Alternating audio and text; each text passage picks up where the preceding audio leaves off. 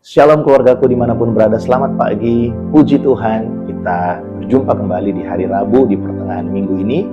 Hari ini kita akan membahas satu tema yang sangat luar biasa, yaitu tentang buah roh. Saya mengajak kita melihat Alkitab kita dari Galatia pasal yang kelima, ayat yang ke-22 sampai dengan ayat yang ke-23. Saya akan bacakan bagi setiap kita. Tetapi buah roh ialah kasih, sukacita, damai sejahtera, kesabaran, kemurahan, kebaikan, kesetiaan, kelemah lembutan, penguasaan diri. Tidak ada hukum yang menentang hal-hal itu. Keluargaku dimanapun berada, buah roh itu adalah satu buah dengan 9 rasa, yaitu yang tadi kita baca bersama-sama di ayat yang ke-22 dan ayat yang ke-23 Galatia pasal yang kelima. Nah, jangan salah paham, bukan ada 9 buah, tidak, tapi ada satu buah dengan 9 rasa. Saya ingin memberikan kita perumpamaan seperti ini. Ketika kita menanam satu benih mangga gitu ya, tentu kita berharap yang keluar, dan pasti yang keluar nggak mungkin durian ya, sekalipun sekarang lagi musim durian.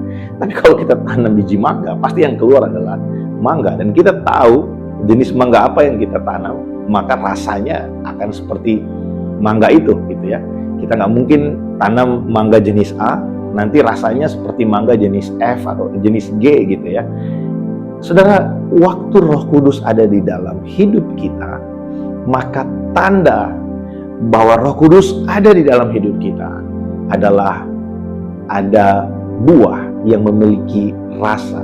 Rasa ini dapat dikecap oleh orang-orang yang ada di sekeliling kita. Oleh orang-orang yang ada di sekeliling kita.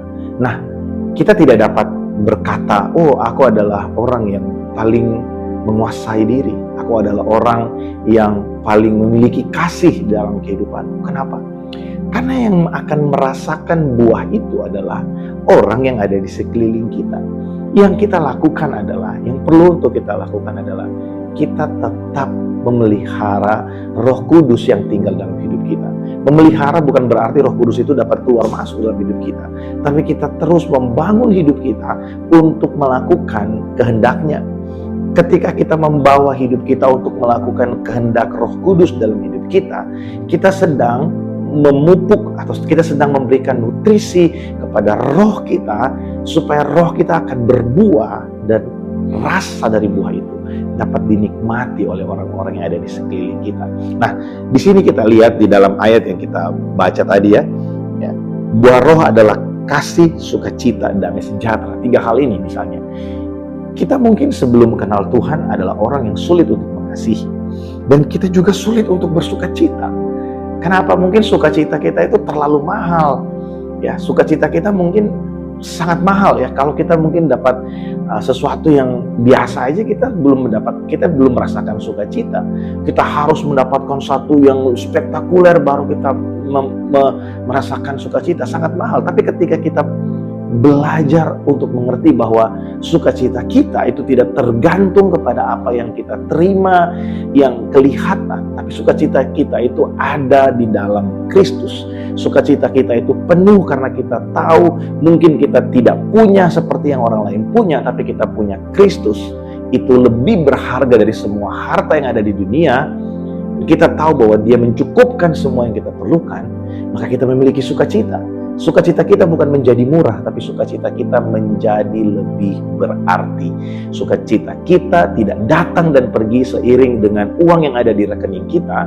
Sukacita kita tetap ada karena sukacita kita bukan bergantung kepada jumlah nominal uang yang kita punya, bukan bergantung kepada keberhasilan untuk pencapaian kita. Sukacita kita bergantung sungguh, bersandar penuh kepada Kristus yang sudah ada bagi kita dan menjamin kehidupan kita, sehingga kita memiliki damai sejahtera. Nah, kasih, sukacita, damai sejahtera itu tidak datang dalam waktu yang singkat. Ada proses yang kita lewati bersama dengan Roh Kudus, sehingga hidup kita dari yang tidak punya kasih, dari yang tidak dikuasai oleh sukacita, sulit bersukacita, dari yang tidak punya damai sejahtera, menjadi pribadi yang penuh dengan kasih, mudah untuk bersukacita, dan memiliki damai sejahtera. Buah dari roh itu terlihat dalam hidup kita melalui proses. Sama dengan mangga yang tadi saya umpamakan. Kita nggak mungkin tanam biji mangga pagi hari ini dan kita berharap besok pagi kita akan makan mangga yang sangat enak. Nggak mungkin. Kita perlu ada proses yang kita lewati. Harus dipupuk, ya, disiram setiap hari. Sama Roh Kudus yang ada dalam hidup kita, bagaimana cara kita membuat buah dari roh itu keluar? Ya, tidak ada cara lain selain dari dengan sengaja membawa hidup kita hidup sesuai dengan perkataannya. Jadi kita bersyukur karena kita dalam membawa hidup kita mengikuti kehendak Allah, mengikuti kehendak Roh Kudus, tidak sendirian. Dia selalu memberikan kemampuan bagi kita. Kalau kita gagal, dia selalu mengangkat kita kembali dan memberikan kita semangat untuk kita coba lagi. Dan dia selalu menjamin bahwa dalam segala perjuangan kita menghadapi dosa, kita tidak sendirian. Kita bersyukur karena ada Roh Kudus. Saya berdoa supaya setiap kita hari ini bisa melihat, merenungkan, kira-kira ada rasa apa dari buah roh yang ada dalam hidup kita. Karena semua kita pasti punya buah roh, hanya rasanya yang mungkin belum begitu keluar, ya. Kasih, sukacita, damai sejahtera. Saya mungkin kasih sedikit kesaksiannya. Ada orang yang dulunya sangat pendendam, selalu ingin balas kesalahan orang lain. Tapi ketika dia mulai belajar tentang pengampunan, bahwa dia sendiri juga punya banyak kelemahan tapi diampuni oleh Allah, akhirnya dia mulai belajar untuk mudah mengampuni. Mudah mengampuni. Lebih mudah untuk berrekonsiliasi daripada untuk memendam amarah. Dan apa yang terjadi? Seiring waktu berjalan, hatinya yang mungkin sebelum itu keras, penuh dengan kepahitan, mulai berubah. Roh Kudus bekerja di dalam hidupnya, sehingga sekarang dia menjadi orang yang sangat mudah untuk mengampuni. Bukan berarti kehilangan harga diri, tapi dia melihat ada sesuatu yang lebih besar, yang lebih powerful daripada balas dendam. Apa itu? Mengasihi. Mengasihi adalah balas dendam yang paling efektif. Ketika kita mengampuni orang yang bersalah kepada kita, kita tidak hanya sedang memberikan kelegaan untuk orang itu, tapi bahkan yang lebih powerful, kita sedang rilis apa yang sedang berusaha untuk mengikat kita.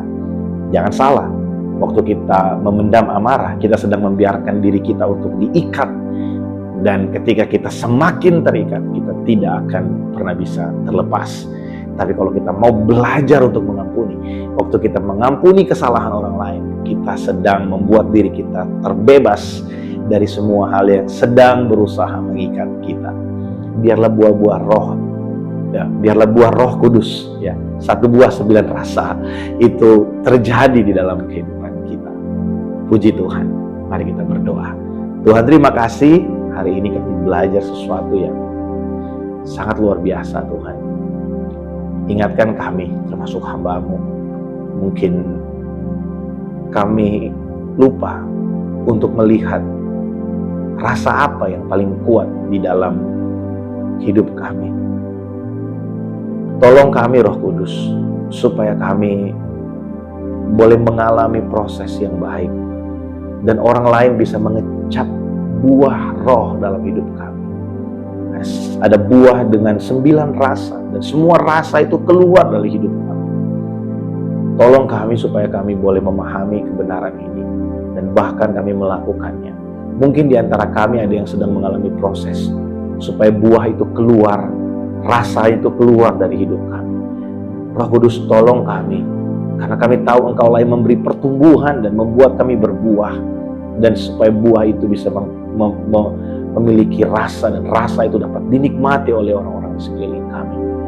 Tuhan, terima kasih. Berkati anak-anak-Mu dimanapun berada hari ini. Biarlah setiap kami boleh menikmati kebersamaan dengan Engkau, penyertaan-Mu sepanjang hari.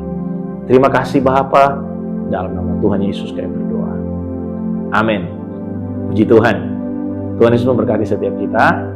Selamat pagi, selamat beraktivitas. Shalom.